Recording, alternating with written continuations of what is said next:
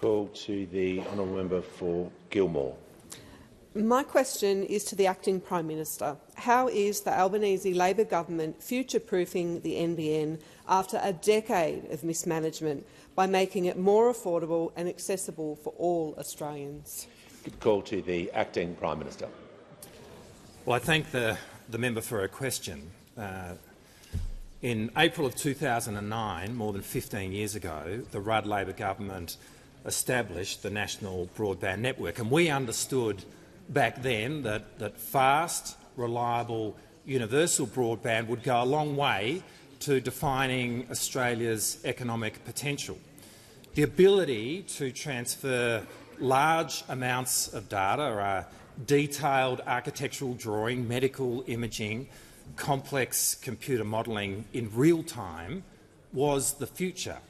And while we did not imagine the advent of artificial intelligence, we did understand back then that there would be future technologies which would require increased data and that this form of connection would be at the centre of the way of life in the 21st century. And there was something deeply democratic about the National Broadband Network, particularly for a country which has most of its population in large cities, because for the first time it was now possible to do businesses in places like Toowoomba or Orange or Geelong, which had previously only been able to be undertaken in places like Brisbane and Sydney and Melbourne. Now, at the heart of this was fibre optic cable, and when those opposite came to power, they swept that aside and they doubled down on copper, and in the process they doubled down on the past. To be clear, the ability to transfer data by copper was first patented by Alexander Graham Bell in 1881.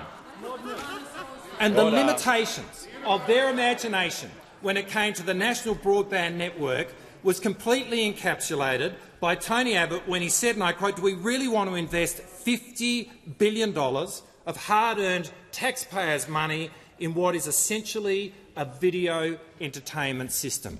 This blinkered, this dogged commitment to the past remains writ large on the faces of all of those opposite.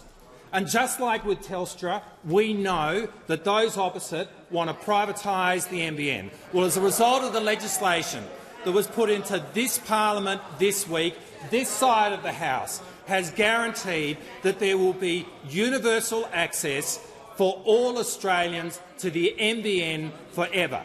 So while those opposite have their gaze fixed on the 19th century, the Albanese government is committed to walking Australia confidently into the future with a modern, with a reliable, with a first-rate, publicly owned NBN.